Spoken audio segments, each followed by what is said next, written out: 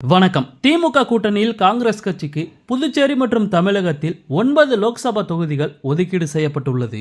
இது தொடர்பான தொகுதி பங்கீடு ஒப்பந்தம் நாளை திமுக காங்கிரஸ் இடையே கையெழுத்தாக உள்ளது. இந்த நிலையில்தான் தமிழகத்தில் திமுக கூட்டணியில் காங்கிரஸ் கட்சிக்கு வழங்கப்பட உள்ள தொகுதிகளின் பட்டியல் குறித்த முக்கிய விவரம் வெளியாகியுள்ளது. லோக்சபா தேர்தல் தேதி நாளை அறிவிக்கப்பட உள்ளது.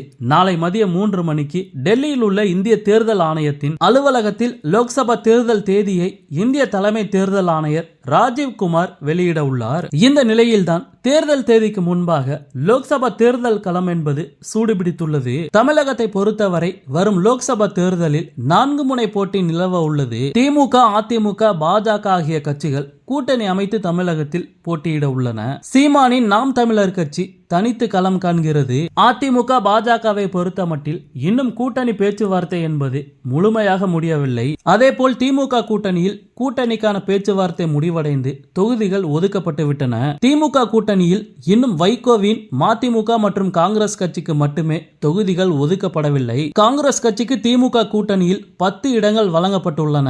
அதாவது தமிழகத்தில் 9 லோக்சபா தொகுதிகளும் புதுச்சேரி தொகுதியும் காங்கிரஸ் கட்சிக்கு ஒதுக்கீடு செய்யப்பட்டுள்ளன. இந்த நிலையில்தான் திமுக காங்கிரஸ் கட்சிகளுக்கு இடையேயான தொகுதி பங்கீட்டு ஒப்பந்தம் நாளை கையெழுத்தாக உள்ளதாக முக்கிய தகவல் வெளியாகியுள்ளது.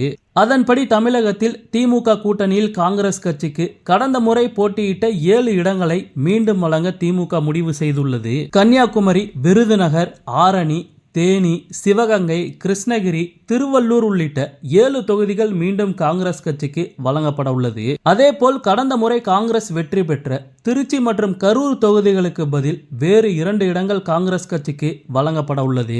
அதாவது திருச்சிக்கு பதில் மயிலாடுதுறையும், கரூருக்கு பதில் ஈரோடு தொகுதியையும் காங்கிரஸ் கட்சிக்கு வழங்க திமுக முடிவு செய்துள்ளதாம். தமிழகத்தில் இந்த 9 தொகுதிகள் தான் திமுக கூட்டணியில் உள்ள காங்கிரஸ் கட்சிக்கு வழங்கப்பட உள்ளது. மேலும் காங்கிரஸ் கட்சியிடமிருந்து பறிக்கப்படும் திருச்சி லோக்சபா தொகுதி வரும் தேர்தலில் வைகோவின் மதிமுகவிற்கு ஒதுக்கப்பட உள்ளது. அதேபோல் கரூரில் திமுகவே போட்டியிட முடிவு செய்துள்ளது. இதன் மூலம் காங்கிரஸில் திருச்சி தொகுதியில் எம்பியாக உள்ள திருநாவுக்கரசர் மற்றும் கரூர் தொகுதியில் எம்பியாக உள்ள ஜோதிமணி ஆகியோருக்கு சிக்கல் ஏற்பட்டுள்ளது என்பது குறிப்பிடத்தக்கது.